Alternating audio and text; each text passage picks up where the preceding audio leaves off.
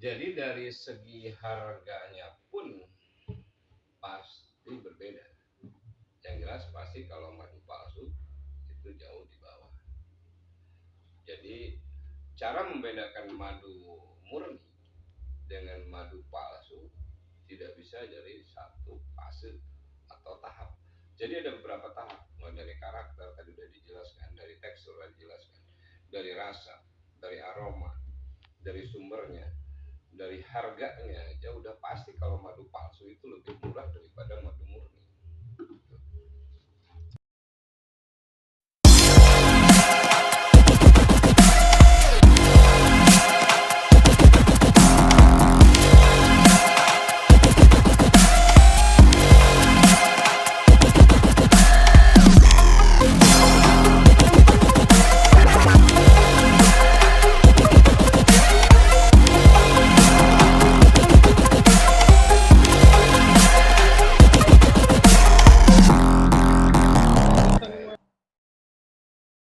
Sesuai dengan standarnya madu yang wajib beredar.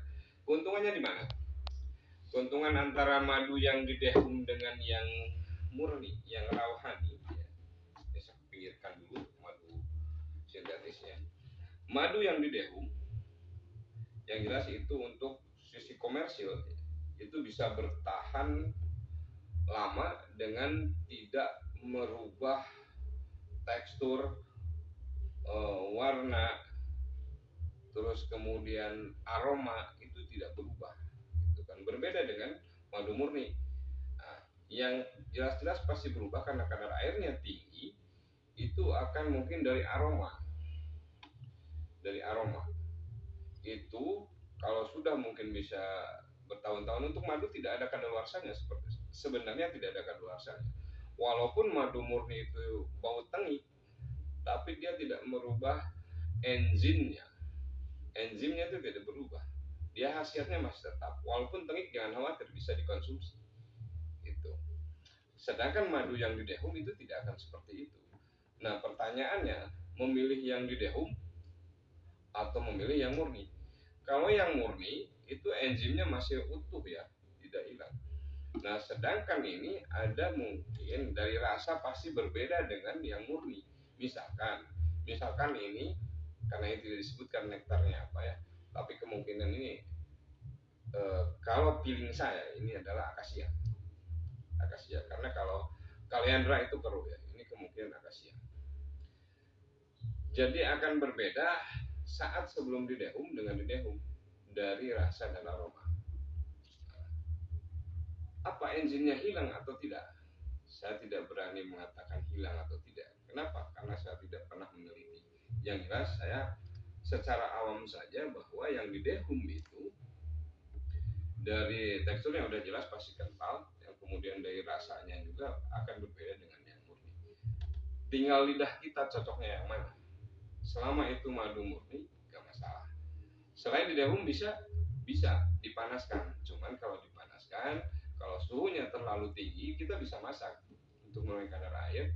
Kalau suhunya terlalu tinggi, itu akan mengurangi enzimnya. Seperti itu.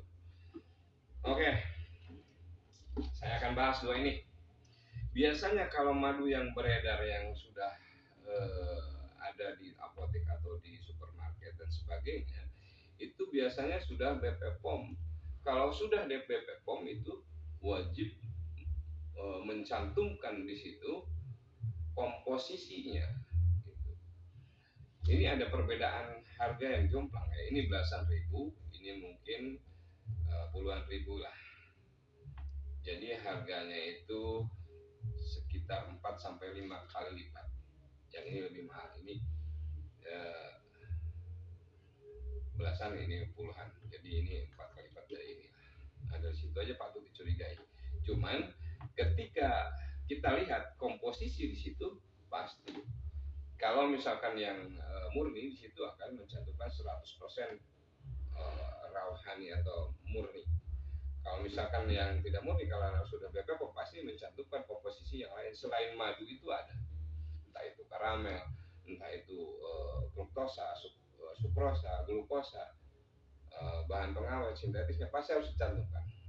Gitu. Kalau sudah BPOM pasti bahan-bahannya itu mungkin yang food grade, pasti tidak berbahaya. Tapi saya tidak tahu kalau dikonsumsi dalam jangka waktu yang lama ya.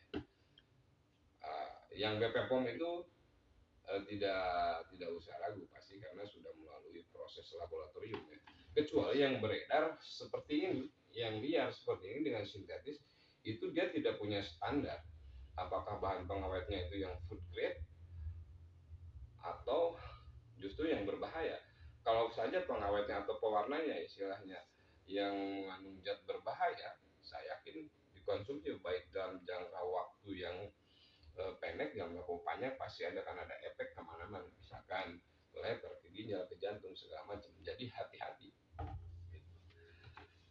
Oke, kita akan masuk ke sesi prakteknya. Kita akan coba praktekkan apa yang dibilang. Saya ambil dua saja. Apa yang dibilang tadi adalah madu yang murni itu heksagonal kalau dikasih air terus kemudian digoyang. Saya sudah persiapkan di sini. Saya ambil madu yang sintetis dulu ya, ini sintetis. Saya belum pernah nyoba yang sintetis seperti apa. Ini piring sudah saya siapkan dua ya, mungkin bisa 3 kali nanti. Yang sintetis ini, coba kameranya dekatkan sini. Oke, ini yang sintetis ya. Ini yang sintetis. Ini kalau orang awam mungkin membedakan madu sintetis sama madu murni, baik yang di dehum ataupun yang rawahani, ya hampir sama persis. Cuman seperti tadi, caranya itu sudah saya kasih tahu. Jangan sampai tertipu. Baik, saya akan praktekkan. Saya kasih air. Apakah ini akan heksagonal?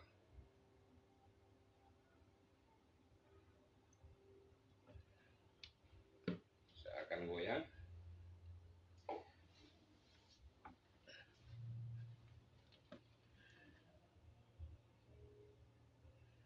Kelihatan nggak ya?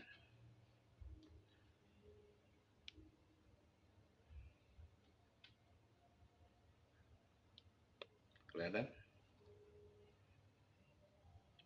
Ada membentuk heksagonal ya. Nah, itu. Mungkin kalau kameranya kurang kelihatan, mohon maaf ya. Karena nah itu heksagonal ya. Kelihatan nggak? Heksagonalnya ya. Nah, itu heksagonal. Ini sintetis, heksagonal.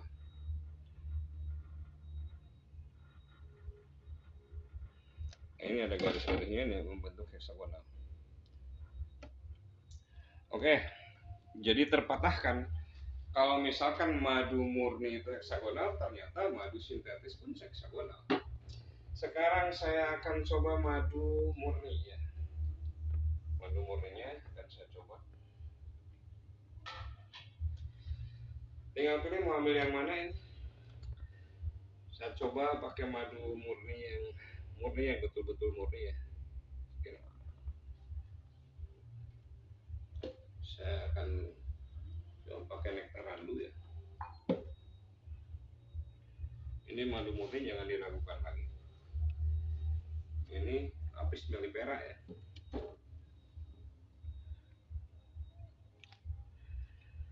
Oke.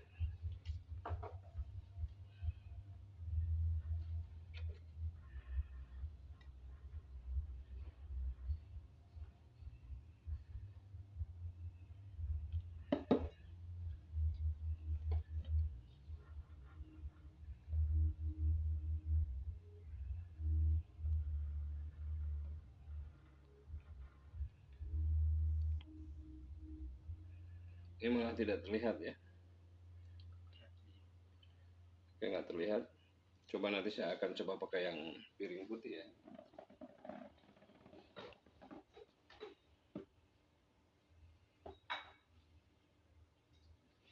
Saya cuci dulu.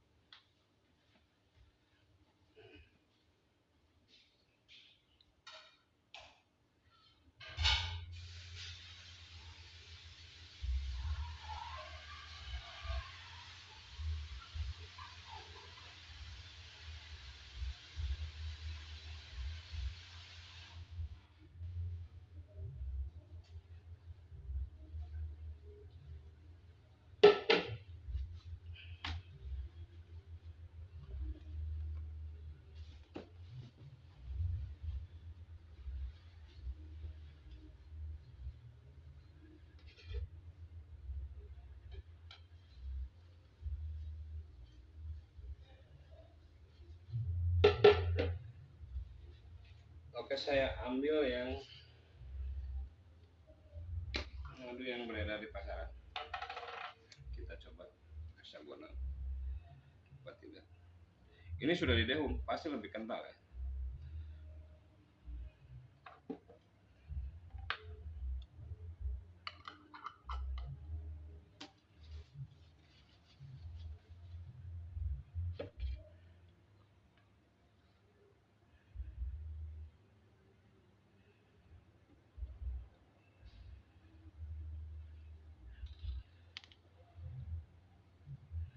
Terlalu banyak ini airnya.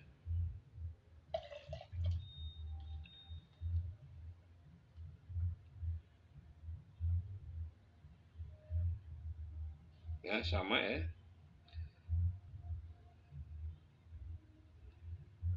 Itu membentuk hexagonal. Coba kita goyang. Nah, ini hexagonal.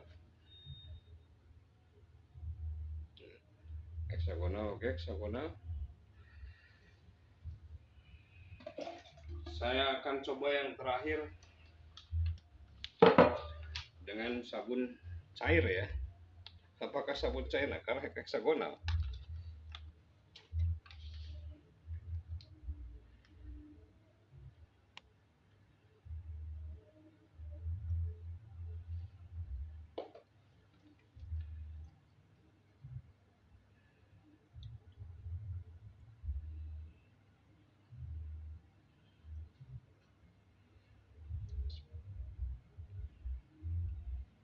Nah, hexagonal sama. Jadi pada intinya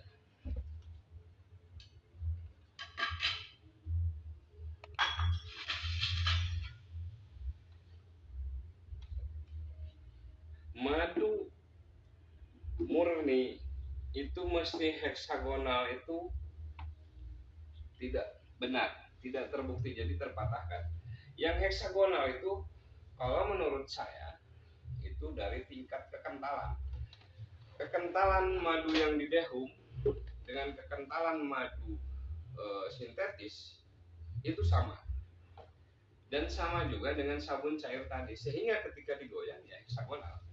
Ya, sedangkan madu murni ini yang mungkin lebih encer karena masih murni ya tadi, tidak nampak heksagonalnya. Jadi kalau ada yang menyatakan madu murni itu heksagonal, kalau menurut saya itu tidak benar, karena terbukti sabun cair pun heksagonal seperti itu. Oke, ada pertanyaan lagi yang menyatakan bahwa madu pahit itu yang warnanya ada yang hitam, ada yang kuning. Nah, bagaimana dengan madu hitam pahit? Saya belum pernah menemukan madu hitam pahit dari nektar yang betul-betul nektar dari alam. Entah kalau daerah lain. Setahu saya nektar salam di daerah Banten sini adalah warnanya seperti ini ya, hampir sama dengan kawah atau tolok seperti itu, atau mungkin agak pekat. Bunga pertama biasanya warnanya seperti itu. Kemudian nektar Palawan dari daerah Sumatera juga sama, tidak warnanya hitam. Entahlah kalau di tempat lain. Kalau misalkan saja dirasa saja nanti, kalau dari awalnya langsung pahit, itu saya kira sudah ada campuran. Itu terserah gunanya, itu jamu, dicampur jamu atau bukan. Yang mudah-mudahan saya tidak dicampur sintetis, silahkan aja itu. Yang jelas kalau betul-betul dari murni dari alam nektarnya itu salam Palawan satu, yang lainnya mungkin di tempat lainnya. Silahkan nanti dibantu saran di kolom komentar. Yang jelas yang sudah pernah saya rasakan nektar salam sama Palawan Sumatera sama yang dari sini di Banten sini, itu ketika kita minum, kita konsumsi, kita rasakan pakai sendok yang dicampur air, itu manis dulu, manis. Ketika cairan habis, ujungnya itu pahit. Itu benar-benar murni dari alam. Jadi seperti itu. Ada juga yang menyatakan Kalau ketika masih ragu lagi, dicoba dengan kuning telur. Nah, jadi ada beberapa fase masih ragu untuk meyakinkan kita bahwa itu murni atau palsunya, ya seperti tadi fase-fasenya diikuti. Saya sudah disiapkan juga di sini. Saya sudah siapkan telur dan kita akan coba. Kita coba yang sintetis ya. Oke, ini telur. Kita coba yang sintetis dulu, jangan sampai ketukar. Seperti apa reaksinya? Oke, nanti dengan ukuran yang sama ya. Apakah dia akan matang?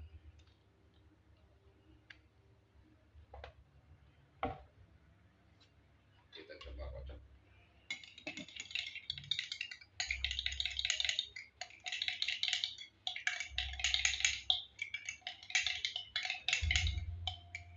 Dan ini matang. Matang. Coba kita cium.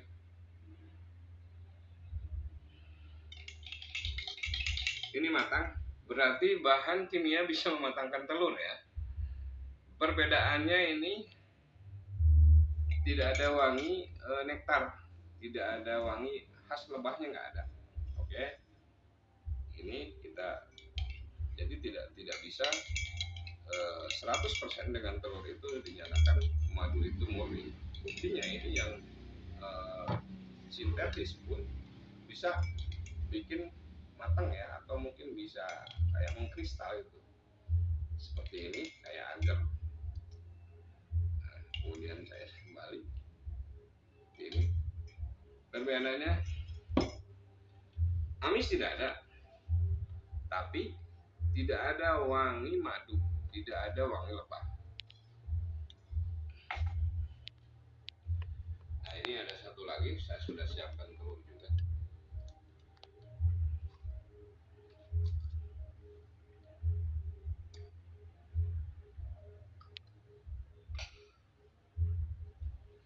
Saya akan coba dengan madu murni, yang saya akan coba dengan madu yang apis cerana ya, apis cerana nektar kelapa ya. Ini nyiruan kalau bahasa Sunda, kalau bahasa NTT itu madu tanah, kalau bahasa Latinnya atau Yunani kalau nggak salah itu apis cerana ya. Tidak akan campur, takarannya sama ya, sudah sama kan. Saya akan coba, sendoknya saya bersihkan dulu cuma satu, apakah mengkristal.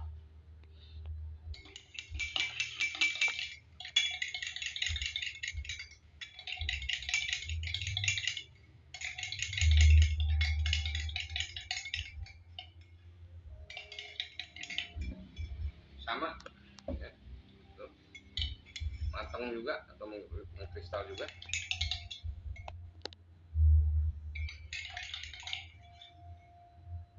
Ini bau amisnya hilang, ada wangi nektar dan wangi khas dari lebah apis cerana atau nyiruan, seperti itu. Belum lagi dicoba dengan odeng segala macam, tapi saya yakin hasilnya akan sama. Jadi kalau dengan pakai telur mungkin bisa dikatakan 50-50. Jadi untuk meyakinkan kembali bolehlah pakai telur. Kalau misalkan matangnya sama boleh, tapi harus ada wanginya. Tapi saya kira tidak usah lagi ketika kalau sudah dicium itu wanginya adalah wangi bahan kimia, udah jelas itu sintetis ya. Jadi ada resiko, ini yang paling saya garis bawahi adalah yang sintetis. Karena apa? Ini resikonya besar karena ini mengandung bahan-bahan kimia. Jadi tidak ada madunya. Kalaupun ada gulanya adalah gula rafinasi biasanya seperti itu. Dicampur lagi dengan bahan pengawet, dicampur lagi dengan omolase seperti itu. Campur lagi dengan untuk bikin buihnya busanya. Gitu. Dan madu itu, jadi ingat madu itu tidak hanya satu macam warnanya itu, seperti yang di keterangan Quran surat An-Nahl 6869 itu bermacam-macam warnanya seperti itu. Jadi kalau jualan madunya hanya warnanya ini terus, ya patut dicurigai juga. Jadi ada beberapa tips ya untuk cara membedakan. Ini juga warnanya lain, akan berbeda lagi dengan ini. Jadi tergantung nektarnya ya. Nanti kalau sudah paham, oh iya nektar randu warnanya akan seperti ini. Oh nektar tongtolok binong seperti ini. Terusan madu nektar dengan nektar akasia kasikarpa seperti ini. Ada lagi akasia mangium, ada lagi apis cerana, ada lagi trigona. Nah, kalau untuk trigona sedikit saya akan bahas. Trigona itu tidak bisa kita tanya dari nektar apa ya. Karena untuk trigona itu bahasa Indonesianya, kalau bahasa Sundanya tewe, bahasa Jawanya lancang, ada lagi bilang bahasa mungkin Sumateranya galo-galo, ada lagi yang bilang mungkin bahasa Kalimantannya kelulut ya, bahasa Melayunya sana. Ada lagi yang bilang bahasa Bali kele, ada bilang linot, jadi macam-macam. Tapi ini trigona ya, kalau bahasa Indonesia trigona itu bukan dilihat dari nektar ya. Kalau trigona itu punya ciri khas, rata-rata madu trigona itu dominan asam manis ya. Kalau misalkan trigona hitam itu asamnya tidak terlalu asam ya, sedang-sedang saja. Terus ada lagi dari binghami. Kalau binghami itu kelulut damar ya, dari getah damar, jadi wanginya pasti ada wangi damar atau wangi kemenyan. Rasanya lebih asam dari yang lain. Ada lagi terminata. Terminata itu rasanya cenderung ke manis. Ada lagi lepiset. Jadi untuk trigona banyak sekali ya. Kemungkinan yang ditanyakan trigona adalah ini trigonanya spesiesnya apa, bukan ke nektar, karena sama saja akan asam rasanya. Kenapa asam? Karena trigona itu enzim diastasenya lebih tinggi daripada lebah cerana, apis dorsata, apis cerana, apis mellifera, banyak sekali. Jadi lebih tinggi enzim diastasenya. Makanya ada sebagian orang atau penelitian yang menyatakan bahwa madu trigona itu khasiatnya 6 kali lipat sampai 8 kali lipat lebih bagus daripada ini. Sekarang tinggal Anda memilih madu yang mana yang mau dikonsumsi. Sepanjang itu madu itu murni, itu bagus buat kesehatan maupun pengobatan. Asal itu murni. Mau memilih yang rawhani, natural, atau mau yang didehum. Mau trigona, mau dorsata, mau apis mellifera, apis florea mungkin di sini belum ada ya, mungkin di tempat lain ada ya. Itu dikembalikan ke Anda mana yang mau dikonsumsi.